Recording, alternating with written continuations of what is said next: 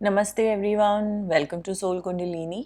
मेरा नाम रीमा है और थैंक यू मेरे चैनल को देखने के लिए। अगर आपने सब्सक्राइब नहीं करा है तो प्लीज़ ज़रूर करिएगा, मेरे लिए काफ़ी इनकरेजिंग होता है।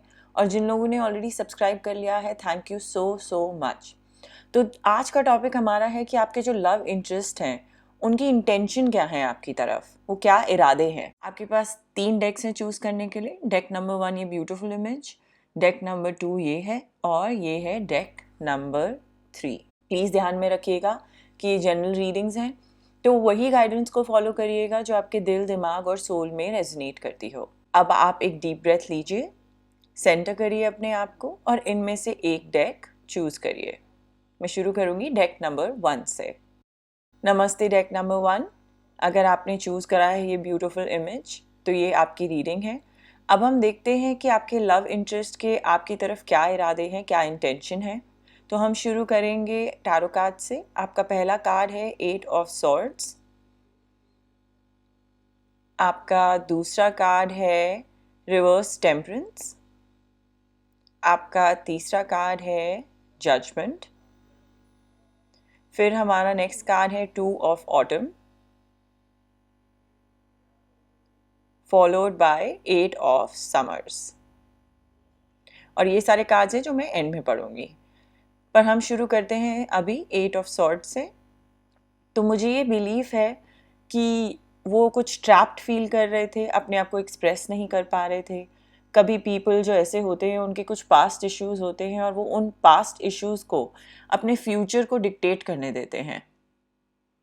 वो ब्लेम करते हैं अपने पास्ट सिचुएशंस को, लोगों को, पैसिव होते हैं लव में और पावरलेस फील करते हैं। मुझे लगता है ऐसा ही उनके साथ कुछ हुआ था जब वो आपके साथ थे या आपसे पहले, और वो आपको वैसा प्यार नहीं दे पाए जैसा आप चाहते थे। आपके साथ वो ऑनेस्ट नहीं थे, ओपन नहीं थे और वल्नरेबल नहीं होना चाहते थे। इसी वजह से वो बैलेंस नहीं कर पाए अपने इमोशंस, तभी ये रिवर्स आया है। ये दोनों ही कार्ड बैलेंस के होते हैं, जगलिंग थिंग्स टुगेदर के होते हैं। वो कर नहीं पाए ये बैलेंस, वो सक्सेसफुल ही नहीं हुए इन बैलेंसिंग सिचुएशन में। चाहे वो वर्क और फैमिली थी, चाहे वो वर्क और आप थे या फैमिली और आप थे, वो काफ़ी फ्लस्टर्ड फील कर रहे थे दिमाग में। वो बिल्कुल भी जस्टिफाई नहीं कर पाए वो जो आपके साथ किया उन्होंने या वो कर रहे थे। जस्टली वो आपको दे नहीं पाए आपको जैसा प्यार चाहिए था। ना तो वो काम पे अपना फुल दिल और दिमाग दे पाए, ना वो फैमिली को दे पाए दिल और दिमाग, और ना ही वो आपको दे पाए। वो आधा इधर आधा उधर ही जाते रहे, कुछ फुल्ली कमिट ही नहीं कर पा रहे थे वो एक चीज़ पे। ये इश्यूज काफ़ी आए हैं, स्पेशली विद 2 ऑफ ऑटम्स जो दिख रहा है मुझे। ये कह रहा है जगलिंग मल्टीपल प्रायोरिटीज़ या बहुत सारी जॉब्स को। टैलेंट है मल्टीटास्किंग का, पर क्योंकि ये रिवर्स टेम्परेंस के साथ आया है तो मुझे जैसा दिखाई दे रहा है वो मल्टीटास्क नहीं कर पाए और उन पे काफ़ी प्रेशर आ गया। ये 8 ऑफ सॉर्ड्स से उनकी एनर्जी में आ गए वो। उनके जो थॉट्स और बिलीव्स थे वो उनके लिए बिल्कुल काम नहीं कर रहे थे। वो ऐसे पर्सन बन गए वो जिनकी कहते हैं ना, वो विक्टिम वाली मेंटालिटी हो जाती है, अपने लिए ही बुरा फील करने लगते हैं। उनको सरेंडर करना था यूनिवर्स को और इस सिचुएशन से बाहर निकलना था, क्योंकि ये उन्हें बहुत एंजाइटी और टेंशन दे रहा था। कभी कभी ऐसे लोग अपनी रेपिटेटिव और ऑब्सेसिव थॉट्स में भी घूमते रहते हैं अपने दिमाग में और नेगेटिव कर देते हैं अपने आप को और अपनी एनर्जीज़ को। उनकी इतनी एंजाइटी और बर्डन हो गए थे कंधे पे कि उन्होंने डिसाइड करा सब चीज़ों को छोड़ के वॉक अवे करना। ये 8 ऑफ समर्स का कार्ड तब आता है जब आप मीनिंगफुल लाइफ के लिए दिल से डिज़ायर करते हैं। ये कार्ड कह रहा है कि टाइम आ गया है मूव ऑन करने का, एक चूज़ करनी है अपनी अच्छी लाइफ और मेजर चेंजेस लाने हैं उसमें। तो उनकी इंटेंशन आपकी तरफ लव की थी शुरू में, पर उनको हैंडल नहीं करना आया ये सब। उन्होंने आई थिंक अपनी फैमिली और अपने वर्क को ज़्यादा प्रायोरिटी दी है आपसे ज़्यादा। उन्होंने डिसाइड कर लिया वॉक अवे करने का। उन्होंने ये भी डिसाइड करा कि वो सर्च करना चाहते हैं विद इन अपने अंदर और एक बैलेंस ढूंढना चाहते हैं। कम्प्लीटली इम्बैलेंस्ड फील कर रहे थे वो। उनको वर्क करने थे ये इश्यूज़, अपने कोई अबैंडनमेंट के भी इश्यूज़ हो सकते हैं पास्ट लाइफ से। उन्हें जो नेगेटिव एनर्जीज़ थी वो आगे बढ़ने से और अच्छी रिलेशनशिप को बनाने से रोक रही थी। ये जो ऐसे लोग होते हैं कभी कभी रन अवे कर जाते हैं रिलेशनशिप से, बिकॉज उनको रियलाइज़ ही नहीं होता कि उनके सामने क्या है। आप जो आए थे इतने ब्यूटीफुल लव को लेके, और मुझे लगता है इसी वजह से वो भाग गए हैं, उन्होंने सिचुएशन से भाग गए हैं या भाग गई हैं। वो मैच्योर नहीं थे उस टाइम पे, हैंडल नहीं कर पाए ट्रूथ और आपका प्यार। तो ये जजमेंट जो कार्ड आता है, इसका मतलब भी यही होता है कि उन्हें अपनी लाइफ में चॉइसेस आ रही हैं और उन्हें चेंजेस लाने हैं, कुछ रिग्रेट्स हैं उनकी लाइफ में। और वो ये भी इंडिकेट करता है कि थोड़ी सी स्पिरिचुअल रीबर्थ का टाइम आ गया है। आया नहीं है तो आना ज़रूरी है, उन्हें एक अवेकनिंग लानी है। उन्हें अपने पास्ट कर्म जो होते हैं उनसे भी सीखना है, और जो लेसन्स जो सीखे हैं उनसे समझ के अप्लाई करना है लाइफ में। सेल्फ अवेयरनेस लानी है और अपनी स्पिरिचुअल कॉलिंग की तरफ जाना है। उनको बोला जा रहा है कि अपने ओल्ड सेल्फ को छोड़ें और अपने न्यू वर्जन में आ जाएं। तो ये उनके साथ शायद अभी हो रहा है इस पॉइंट में। इवन दो इंटेंशन आपकी तरफ प्यार की ही थी, उन्होंने आपके लिए काफ़ी केयर किया, पर इस मोमेंट पे अभी इमीडिएट फ्यूचर में वो अपने आप को चेंज करने में टाइम स्पेंड कर रहे हैं उनसे, क्योंकि अपनी लाइफ हैंडल नहीं हुई, उनको सब कुछ एक साथ बैलेंस नहीं करना आया, वो मल्टीटास्क नहीं कर पाए। तो उन्होंने लिटरली डिसाइड कर लिया कि सब कुछ क्विट करके अपनी हीलिंग की तरफ वर्क करेंगे। तो वो इस पॉइंट पे वहीं पे हैं। अब देखते हैं कि रोमांस एंजल कार्ड क्या कह रहा है। ये कह रहा है let your friends help you, अपने फ्रेंड्स को हेल्प करने दें, एक्सेप्ट करें सपोर्ट अपने फ्रेंड्स का और फैमिली का। तो वो शायद आपसे हेल्प मांग रहे हैं या अपनी फैमिली से हेल्प मांग रहे हैं कि जो इश्यूज़ आ रहे हैं, जो इतनी परेशानियां आ रही हैं, उनको कैसे सॉर्ट करें। शायद उनकी मेंटल हेल्थ इश्यूज़ में ये आ गया है मैनिफेस्ट कर करके। तो ये कार्ड से वो आपको समझाना चाहते हैं कि वो अभी बहुत ही परेशान हैं और वो हेल्प चाहते हैं अपने आसपास के लोगों से। नेक्स्ट कार्ड कह रहा है the sword and the rose, clarity, truth, revelation, solidarity, force, honour, protection, power. तो वो प्रोटेक्शन मांग रहे हैं यूनिवर्स से, क्योंकि वो सेल्फ रियलाइजेशन मोड में है।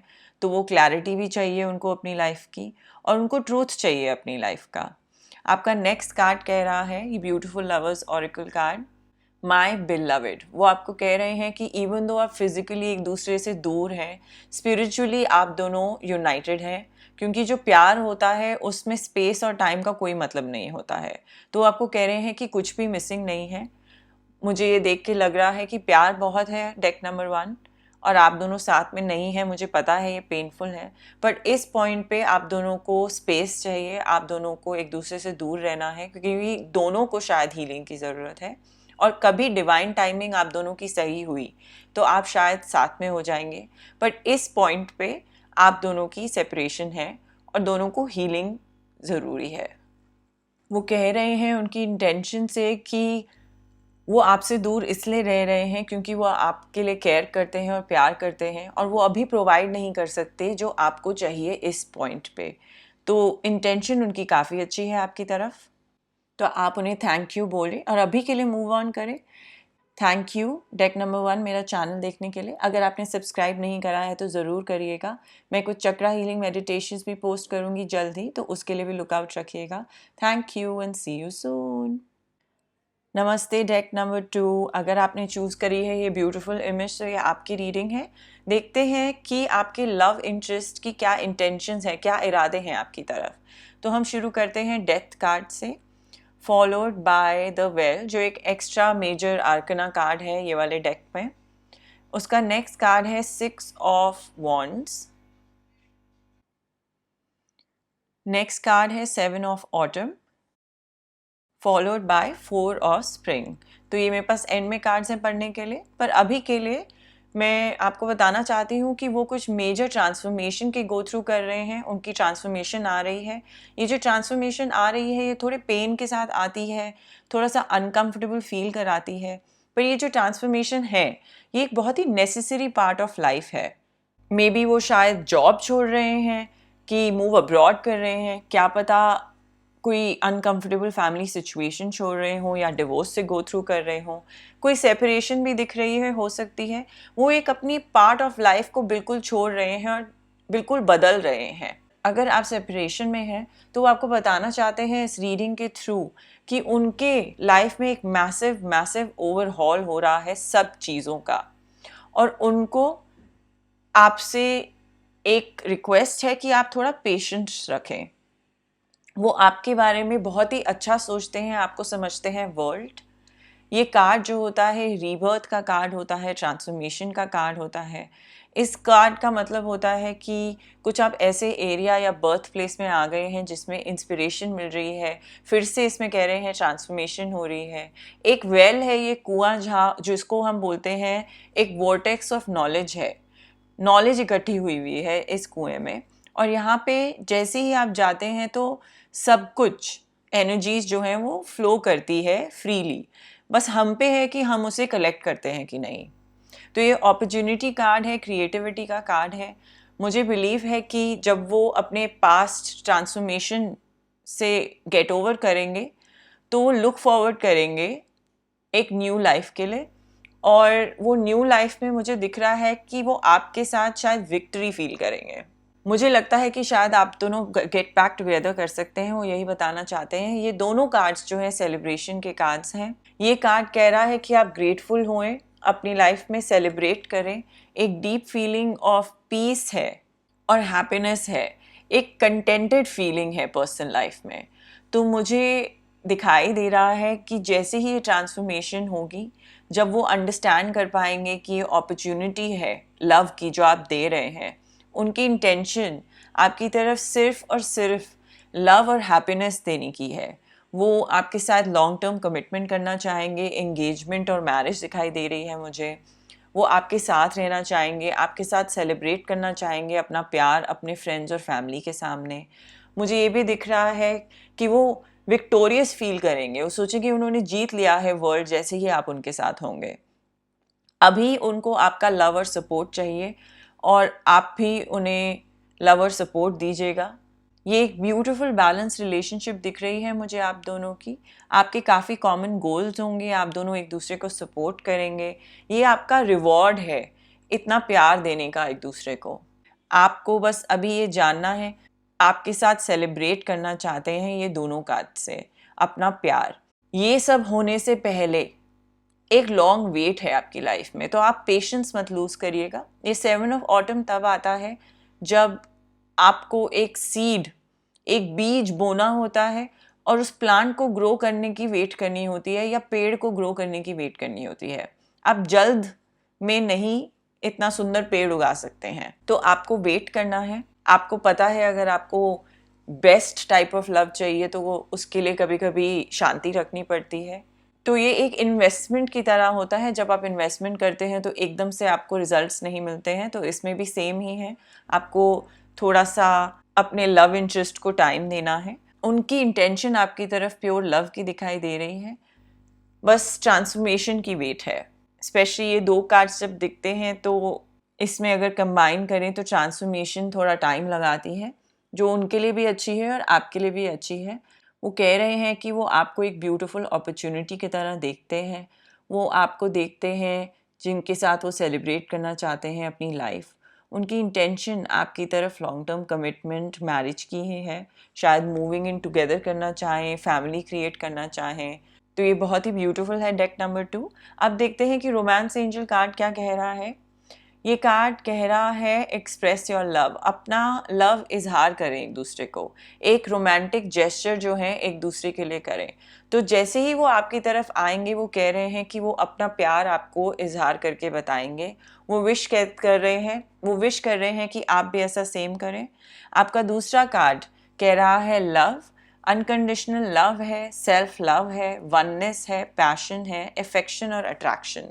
तो डेक नंबर 2, ये कार्ड्स तो सेल्फ एक्सप्लेन कर रहे हैं अपने आप को, समझाने की भी इतना ज़रूरत नहीं है। बहुत ही अनकंडीशनल लव आ रहा है आपकी तरफ।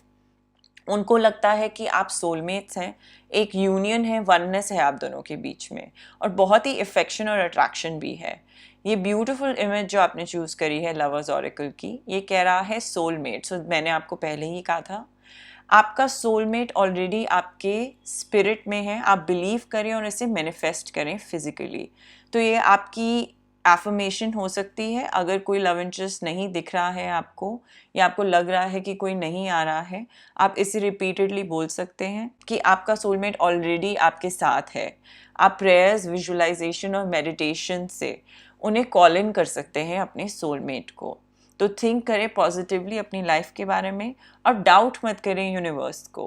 पर ये जो पर्सन के बारे में आप पूछ रहे हैं वो तो आपकी तरफ ज़रूर आ रहे हैं। थोड़ा पेशेंस रखिए, नेगेटिव एनर्जीज़ को मत लाइए अपनी ऑरा में और सब कुछ ठीक हो जाएगा। थैंक यू डेक नंबर 2 मेरा चैनल देखने के लिए। अगर आपने सब्सक्राइब नहीं करा है तो ज़रूर करिएगा, मेरे लिए काफ़ी इंकरेजिंग होता है। मैं कुछ चक्रा हीलिंग मेडिटेशंस भी पोस्ट करूँगी जल्द ही, तो उसके लिए भी लुकआउट रखिएगा। Thank you and see you soon. Namaste deck number 3। अगर आपने चूज़ करा है ये ब्यूटीफुल यिन यांग इमेज तो ये आपकी रीडिंग है। पहले हम शुरू करेंगे क्वीन ऑफ वॉन्ड्स से। आपका नेक्स्ट कार्ड है द एम्प्रेस। आपका थर्ड कार्ड है wheel of Fortune. Next card है 9 ऑफ स्प्रिंग। उसका नेक्स्ट कार्ड है प्रिंस ऑफ स्प्रिंग। तो ये कार्ड जो है मैं एंड में पढ़ूंगी, पर अब हम शुरू करते हैं फर्स्ट क्वीन ऑफ वॉन्ड्स से। तो डेक नंबर 3 मुझे जो दिखाई दे रहा है ये क्वीन ऑफ वॉन्ड्स और एम्प्रेस से कि वो आपको समझते हैं as the most beautiful creature जो उनकी लाइफ में एंटर करा है।